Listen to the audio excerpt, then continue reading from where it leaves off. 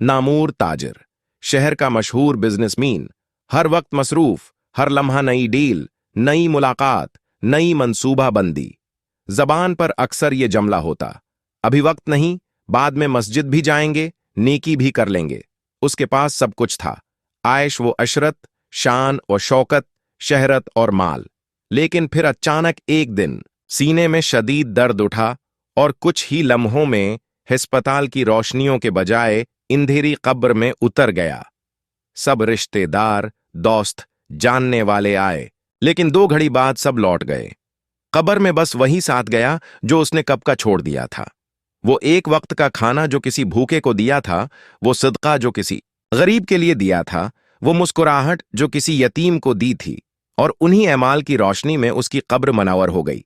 काश उसने ये बात दुनिया में समझ ली होती कि जो माल साथ जाता है वो हाथों से दिया हुआ होता है, जेब में रखा हुआ नहीं। दुनिया की दौड़ में सब कुछ मिल सकता है, मगर कब्र के अंधेरे सिर्फ नेकियां रोशन करती हैं।